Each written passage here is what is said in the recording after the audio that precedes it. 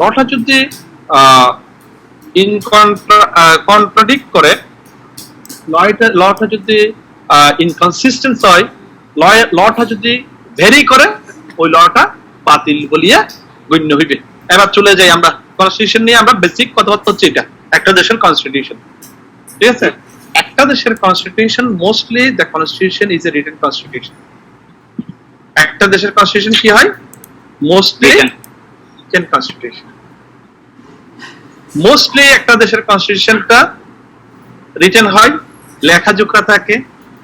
মজার ব্যাপার, আমরা যে কনস্টিটিউশনটা আমি পড়াবো, যে constitution, it is unwritten constitution. এটা কি? তাহলে আমরা প্রথম আমাদের লেকচার নোটে চলে যাই। এখন আমাদের লেকচার নোটে আমরা দেখতে পাচ্ছি by far the most important features of the country, it is unwritten character. পেয়েছেন আপনারা? জি স্যার, আনরিটেন ক্যারেক্টার আমি আন্ডারলাইন করেছি। তাইলে লেখেন ব্রিটিশ কনস্টিটিউশন আমরা পড়তেছি এখন। আমরা British constitution, it is the supreme law. আচ্ছা, একটা জিনিস কথাবার্তা একটু বলি, আচ্ছা একটু পরে বলি সেটা। হ্যাঁ, তাহলে ইট ইজ, আমরা বলতেছি কি, ইট ইজ আনরিটেন কনস্টিটিউশন। বাংলাদেশেরটা কি? রিটেন। বাংলাদেশের কনস্টিটিউশন রিটেন। রিটেন সবাই জানেন তো এটা? রিটেন। জি স্যার। আমরা যেটা পড়ছি ইট ইজ আনরিটেন কনস্টিটিউশন। কোনটা? দ্য ব্রিটিশ লেখেন তাহলে লেখেন যে কি, the British constitution, the UK constitution is mostly unwritten. Mostly কি লিখবে শব্দটা? Mostly unwritten constitution. It is mostly unwritten constitution. আর মোস্টলি বলতে বোঝাইতেছে প্রায় অলিখিত নাকি স্যার? প্রায় অলিখিত, প্রায় অলিখিত কনস্টিটিউশন। অর্থাৎ আমরা ব্রিটিশ কনস্টিটিউশন বলতে লিখিত কোন একটা বই, যেমন আমরা বলি বাংলাদেশ সংবিধানে, আপনার পার্লামেন্ট আপনার সঙ্গে বড় হয়েছেন, দেখেছেন কে জানে, সংবিধানে যখন বিতর্ক চলে, যখন কথাবার্তা চলে, হ্যাঁ, তখন সবাই বলে এই সংবিধানের আমাদের অত্যন্ত মানে কি বলে আপনার প্রিয়, হ্যাঁ, আমাদের সর্দার, আমাদের মান্য, আমাদের, হ্যাঁ, যেটাকে আমরা পূজনীয় একটা আমাদের কনস্টিটিউশন শপথ করে আমরা আজকে এরকম ভুল করতেছি বা এই অন্যায়টা করতেছি, বলে না যারা আমাদের পার্লামেন্টারিয়ানরা? কনস্টিটিউশনটা দেখাই কথা বলে যে এই কনস্টিটিউশনের এত ধারায় এটা আছে, এত ধারায় এটা আছে, বলে না? হ্যাঁ, আপনারা হয়তো পার্লামেন্টের ওই ডিসকাশনগুলি দেখলে আপনারা বর্তমানে স্যার একজনই বলে, এমপি হারুন। আচ্ছা, হ্যাঁ, উনি যদি বলেন, উনিও বলবেন, হ্যাঁ, উনি যদি বলেন তাহলে দেখবেন যে উনিও একটা কনস্টিটিউশনের কথা বলেন। হ্যাঁ, কনস্টিটিউশনের কথা যদি উনি বলেন, তাহলে ওই কনস্টিটিউশনটাই হচ্ছে যে কি দেখাইয়া বলতেছে যে কি এই কনস্টিটিউশনের কারণে আমরা এটা করতে পারি না, বা এই কনস্টিটিউশনকে আমরা এটা করা উচিত, এই কনস্টিটিউশনের কারণে 3 বছর পরে 5 বছর পরে ভোট দেওয়া দরকার, এই কনস্টিটিউশনের কারণে মানুষের মৌলিক অধিকার দেওয়া দরকার, বলে না এরকম কথাবার্তা? একটা কনস্টিটিউশন দেখাইয়া বলে। মজার ব্যাপারটা হচ্ছে যে ইউকে তে সেরকম কোন কনস্টিটিউশন নাই, বলার কোনো সুযোগ নাই, এইটাই দ্যাট ইজ দ্য কনস্টিটিউশন। হ্যাঁ, এরকম কোন ইউকে তে এরকম কোন সুযোগ নাই। এটাই সেই কনস্টিটিউশন, যে কনস্টিটিউশনটাকে আমরা শপথ করে, যে কনস্টিটিউশনকে আমরা মান্য করি, এরকম কোন কি ইউকে তে এরকম কোন সুযোগ নাই যে আপনারা মানে এটাই ইউকে কনস্টিটিউশন, এরকম নাই। সেজন্য এটাকে বলে it is mostly unwritten constitution. দেখতে পেরেছেন? It is mostly unwritten constitution. অর্থাৎ ক্যারেক্টারের মধ্যে আমরা এখন প্রত্যেক ইউকে কনস্টিটিউশন কেমন বা কি, হ্যাঁ, মোস্টলি আনরিটেন। আমি আরো করেছি, দেখেন ক্লাস, হ্যাঁ, আপনারা দেখেন নোটে দেখেন, হ্যাঁ, একজন থিওরিটিস্ট, হ্যাঁ, একজন দার্শনিক, তিনি বলেছেন, হ্যাঁ, আমি আন্ডারলাইন করেছি, to remark that the constitution does not really exist. পেয়েছেন?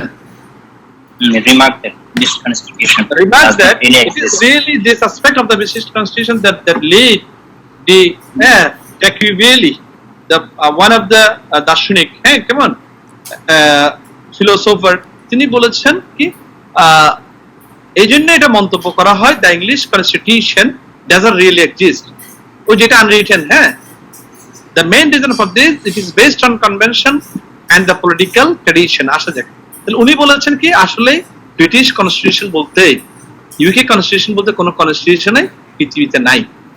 কারণ ওনার বক্তব্য হচ্ছে যে কি কনস্টিটিউশন থাকলে তো এরকম ওই যে বললাম এই সেই বই এটা দেখাইতে পারতো, তাই না? সেজন্য এইরকম কোন এই সেই বই এটাই কনস্টিটিউশন, সেরকম কোন কথাবার্তা বলার ব্রিটিশ কনস্টিটিউশন নিয়ে কথা বলার সুযোগ নাই। সেজন্য ওই দার্শনিক, হ্যাঁ, উনি বলেছেন কি ব্রিটিশ কনস্টিটিউশন বলতে আসলে ইট ডাজন্ট রিয়েলি এক্সিস্ট, এরকম আসলে এক্সিস্ট করে না। অনেকে আবার এটাকে অতিরঞ্জিত করে বলে দেয়ার ইজ নো কনস্টিটিউশন। এটা কিন্তু কথাটা অনেকে আবার এরকম বলে, আপনি এটা লিখতে পারেন না there is no constitution in the name of কি ব্রিটিশ ল বা ব্রিটিশ। আপনাদের একটা কোশ্চেন প্রায় সময় দেখা যায় হ্যাঁ, দেয়ার ইজ ডিসকাস, এরকম বলে যে there is no constitution in the name of British constitution. হ্যাঁ, এরকম একটা কোশ্চেন প্রায় সময় দেখা যায়, ব্রিটিশ কনস্টিটিউশন বলতে কোনো কনস্টিটিউশন নাই, আলোচনা করো, এরকম একটা কোশ্চেন প্রায় সময় দেখা যায়। কেমন?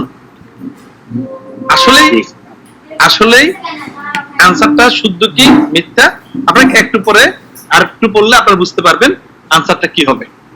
তাহলে আমি বললাম কি, প্রথমে বললাম ইট is unwritten character, the English constitution doesn't really exist. এটার মেইন কারণটা হচ্ছে তাইলে কি ব্রিটিশ কনস্টিটিউশন ডাজন্ট এক্সিস্ট, মানে এইরকম কোন কনস্টিটিউশন এখানে নাই।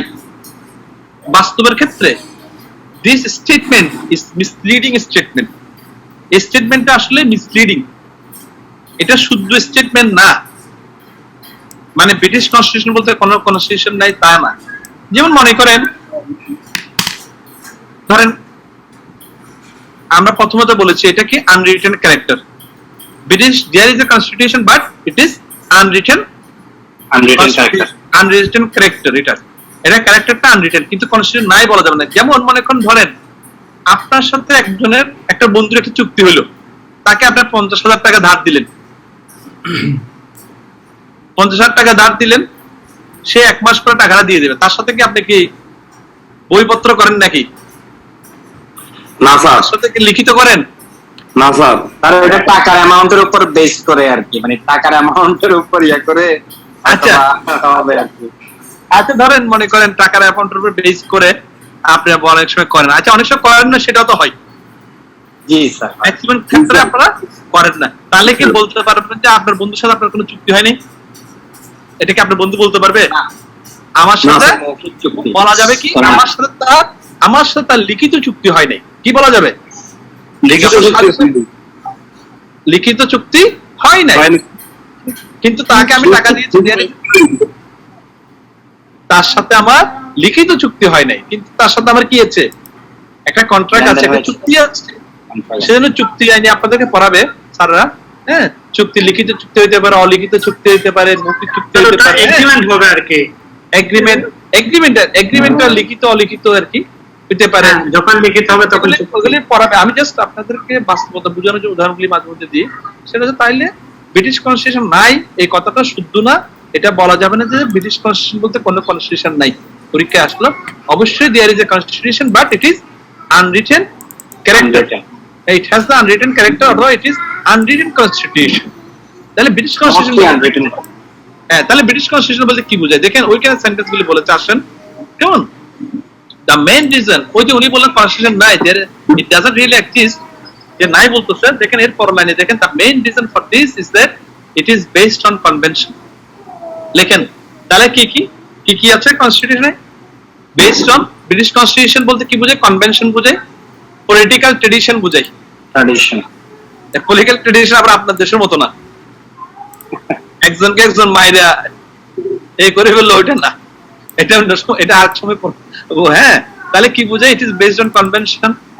লেখেন 2 নাম্বার হচ্ছে যে, লেখেন আপনার নোটে থাকলো, লেখেন 2 নাম্বার কি? 1 নাম্বার কি লিখবেন? কনভেনশন।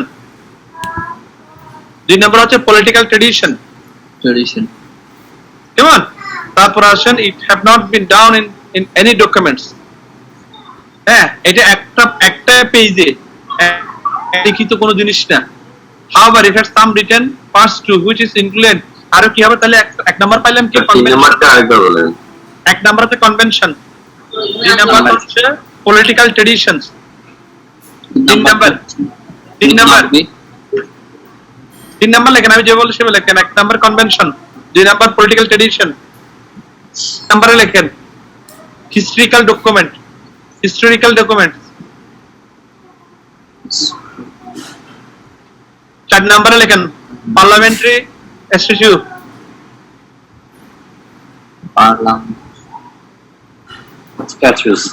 হ্যাঁ, তারপর লেখেন জুডিশিয়াল ডিসিশন।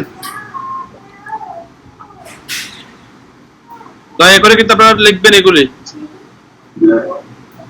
4 নম্বরে লেখেন জুডিশিয়াল ডিসিশন লিখছেন, কনস্টিটিউশনাল ক্যারেক্টার, তারপর লেখেন কনস্টিটিউশনাল ক্যারেক্টার, তারপর লেখেন এগুলো কনস্টিটিউশনাল ক্যারেক্টার এবিসি দিয়ে লেখেন। আরো কয়েকটা লেখেন, এবিসি লিখতে হবে না, এমনি লিখে যান, 6-7টা লিখে যান। ম্যাগনা কার্টা, 7 নম্বরে লেখেন পিটিশন অফ রাইটস, 8 নম্বরে লেখেন বিল অফ রাইটস,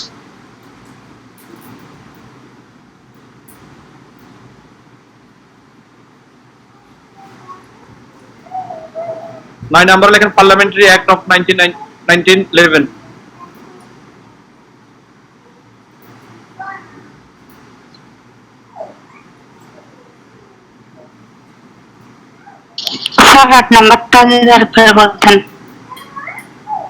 হ্যাঁ, 8 নাম্বারটা হচ্ছে যে আপনার বিল of rights, parliamentary act of 1911 1949। 9 number হচ্ছে পার্লামেন্টারি অ্যাক্ট অফ 1911 and 1949। তাহলে আমি দেখেন যেটা বলতে চাচ্ছিলাম, এগুলোতে একটু নজর দেন, যেগুলো লিখেছেন আপনারা সেগুলো দিকে একটু নজর দেন। ভালো হয়ে যাবে টপিক গুলো আর কি, মানে কয়টা টোটাল একটু স্যার আবার রিপিট করলে হ্যাঁ স্যার আমরা কারেকশন করে নিতে পারবো। আরেকবার বললে ভালো হয়, এগুলো আমার নোটে আছে, আমি নোট থেকে বলছি, নোটে আছে, আপনাকে না নোটে আছে, নোট থেকে আমি বলছিলাম। কেমন? আমি আবার বলছি, তাহলে আপনি কতটুকু বলেন। হ্যাঁ, তাহলে ওই যে আমি যে নোটগুলিতে দিয়েছি, হ্যাঁ, কেউ যে লিখছেন লাইন কেটে যাচ্ছে, বারবার লাইন কেটে যাচ্ছে, কারণটা বুঝতে পারছি না, আপনি আবার জয়েন করেন।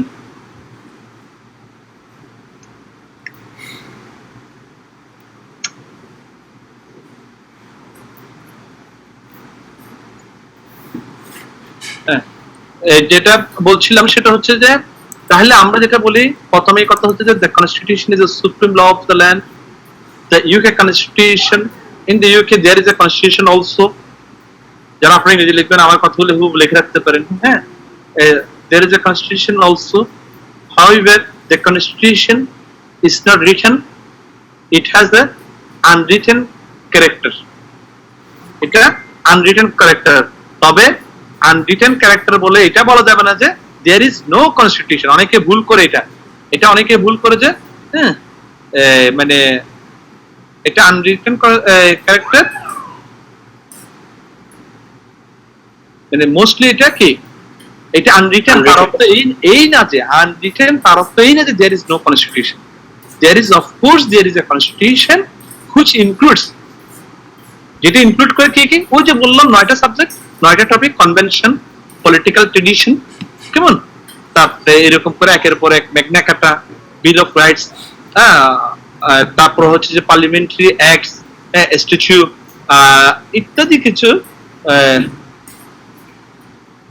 ইত্যাদি কিছু এগুলি পিটিশন অফ রাইটস আর বিল অফ রাইটস, এই দুইটা বলতে পিটিশন অফ রাইটস আমি হিস্ট্রিতে ওই যে নেচার অফ রাইটস পড়াবো একসাথে।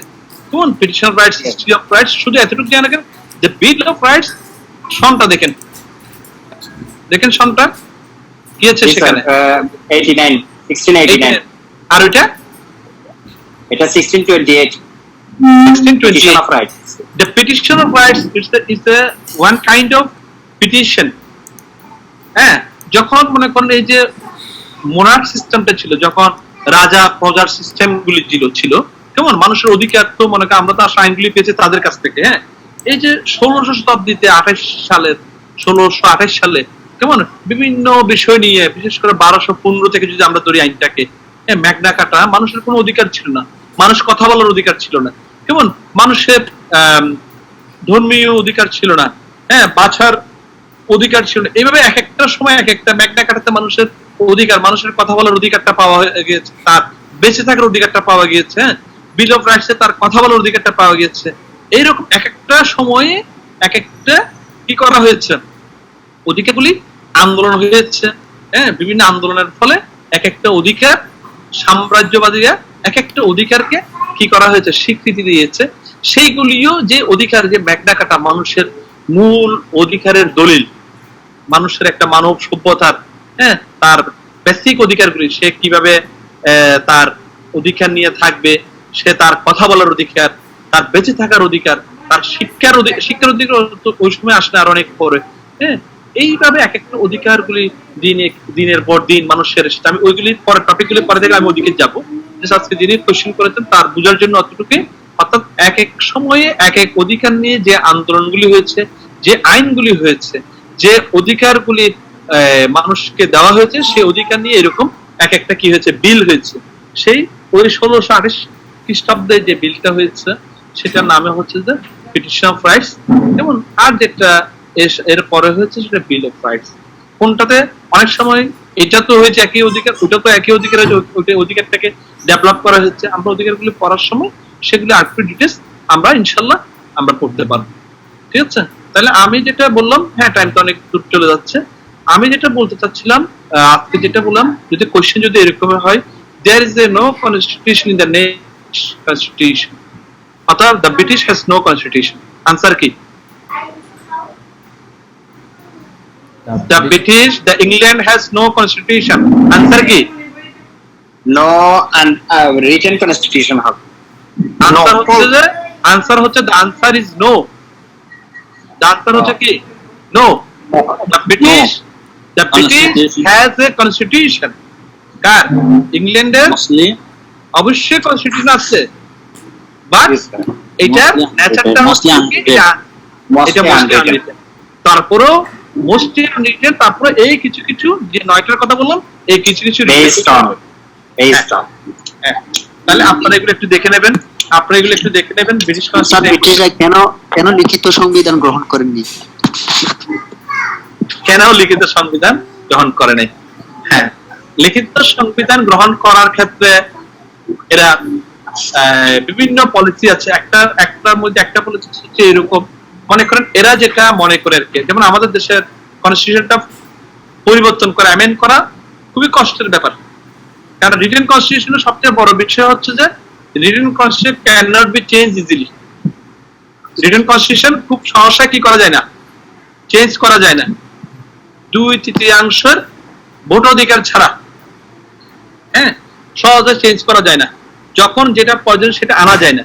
ব্রিটিশরা মনে করে আমরা অনেক সুপার ফাস্ট একটা জাতি, আমার আজকে এটা চেঞ্জ দরকার, আমার এটা আজকেই দরকার, আমার আইনের কারণে আমি বেঁচে যাব, হ্যাঁ,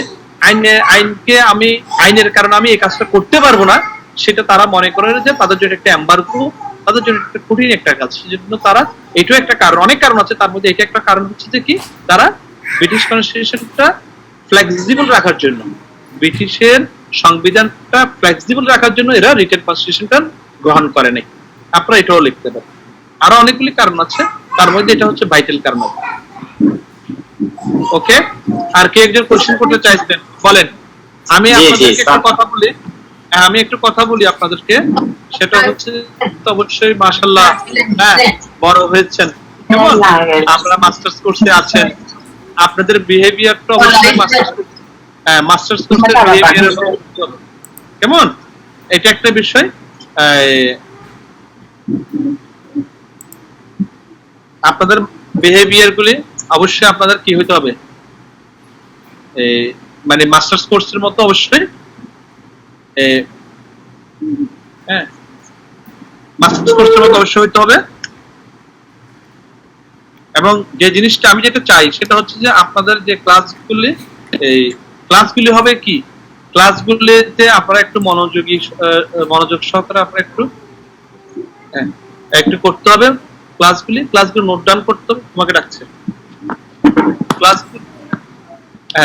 ক্লাসগুলি মনোযোগ সহকারে একটু দেখতে হবে, এবং একটা ক্লাস আমি যে ক্লাসটা নেব ইনশাআল্লাহ সেটার মধ্যে অবশ্যই কোশ্চেন যেটা আপনাদের পরীক্ষার হলে আসবে বা ওটার প্রায় আনসারগুলি আমার এই লেকচার শিটে থেকে থাকবে।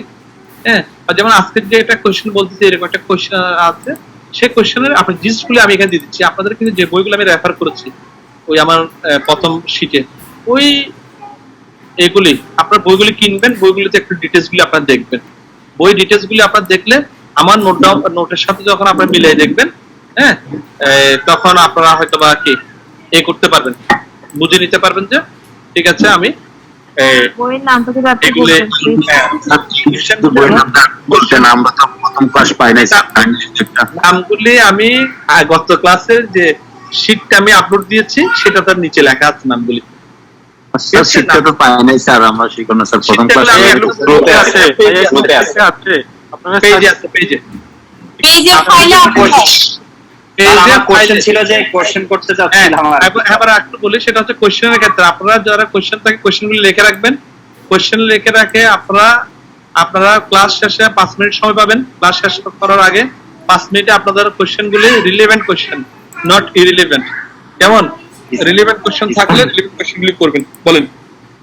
জি স্যার, আমার কোশ্চেনটা ছিল আপনি যে বলছিলেন যে সংবিধানের সাথে যদি সাংঘর্ষিক হয় তাহলে ওই আইন মানে আদর্শ মেনে হোক বা না মেনে হোক এটা বাতিল বলিয়া গণ্য হবে। এখন এই যে আমাদের যে একটা আছে যে আন্তর্জাতিক অপরাধ ট্রাইব্যুনাল, যে সেটা আন্তর্জাতিক নামকরণটা কেন হলো? এটা কি আসলে বাংলাদেশের কনস্টিটিউশনের সাথে সাংঘর্ষিক মানে কিনা, বা নামটাই বা এমন কেন হইলো আর কি? এটা আমার খুব মানে কিউরিওসিটি এই ব্যাপারে জানার চাইছি। এখন নামে কি আসে যাই, কথা হচ্ছে কি আসলে এটা কি ইন্টারন্যাশনাল ল মেইনটেইন করে চলতেছে না আমাদের ল মানতেছে? না না না না, এখন কথা হচ্ছে নামটা হচ্ছে যে ওইরকম, হ্যাঁ, ওই যে কানা ছিলেন নাম ওই পদ্মলোচন, তাই না? এখন আমাদের ওই আপনি বলতে পারছেন যে ইন্টারন্যাশনাল স্ট্যান্ডার্ড লেভেলটা মানার কারণে হয় নাই। আপনি দেখবেন অনলাইনে যে দেখবেন এখন যে বিভিন্ন হুজুররা ওয়াজ করে সবগুলো আন্তর্জাতিক মাওলানা। যদি বলেন যে আপনি আন্তর্জাতিকের আপনি ইন্টারন্যাশনাল শব্দটা আপনি এই করেন, একটু লিখে দেন তো আন্তর্জাতিক ইংরেজিটা কি, আমার বিশ্বাস অনেকেই হয়তো সেটা পারবে না। আর যদি বলেন আপনি আন্তর্জাতিক মাওলানা, আপনি কয়টা দেশে আপনি ভাষণ দিতে গেছেন বা এই টপিক দিতে গেছেন, হয়তো বা পারবে না, জানবে না যে কোন কয়টা দেশ আছে কিংবা কয়টা দেশে গেছে। তো এখন নামে বা কি আসে যাই, যা নামকরণ করেছে, করতে ইচ্ছা হয়েছে করেছেন, এটা সুপ্রিমের ক্ষমতা বলে যেটা করা সেটা করেছে। আমরা এজ এ লয়ার আমরা অতটুকুই বলতে পারবো যে কি নামকরণ করেছে সেটা কনস্টিটিউশনের সাথে বাংলাদেশ কনস্টিটিউশন আইনটা বাংলাদেশ কনস্টিটিউশনের সাথে এই কারণে কন্ট্রাডিক্ট করে নাই, আইনটা আছে এখনো। যদি কন্ট্রাডিক্ট করতো তাহলে supreme court as a guardian of the law, supreme court as a guardian of the law সেটা বাতিল করতো। আমরা এজ এ লয়ার স্টুডেন্ট এতটুকু বলতে পারবো। স্যার একটা কোশ্চেন ছিল। হ্যাঁ স্যার ওই যে মানে বাংলাদেশ সংবিধানে আর্টিকেল 7 এ তো বলা আছে যে একটা আইন যতটুকু অসামঞ্জস্য হবে ততটুকুই বাতিল হবে। তাহলে একটা যদি আইনে কোন একটা ধারা যদি অসামঞ্জস্যপূর্ণ হয় তাহলে সেটা কি আমরা বাতিল ধরে নিব নাকি কোন সংশোধনে আসলে ধরবো যে এটা বাতিল? ওই আইনের ওই ধারাটা যদি বলা যায় পুরো আইনটাই বাতিল, তাও সুপ্রিম কোর্ট করতে পারে। আবার ওই আইনটার ওই ধারাটা বাতিল করতে পারে। এটা কি আমরা ধরে নিব না এটা যতক্ষণ না যতক্ষণ কোনো ইয়া না দেয়, যতক্ষণ পর্যন্ত সুপ্রিম কোর্টে বাতিল করে না ততক্ষণ পর্যন্ত বাতিল না। ঠিক আছে, থ্যাংক ইউ। Any question? আর কারোর কোনো কোশ্চেন আছে? নাই, থ্যাংক ইউ। ইনশাআল্লাহ hopefully we'll see again on next Saturday same time, ঠিক আছে আল্লাহ স্যার, ইনশাআল্লাহ। ভালো থাকেন। আর আমি আপনাদেরকে অনুরোধ করবো আপনারা আমার যে বইগুলি বলেছি সেগুলি কিনে ফেলেন এবং আপনারা একটা নোট ডাউন শুরু করে দেন। ক্লাস কিন্তু বাস্তব ক্ষেত্রে আবার বলছি খুব বেশি দিন হয় না, ক্লাস কিন্তু আবার বলছি খুব বেশি দিন ক্লাস হবে না। আসসালামু আলাইকুম।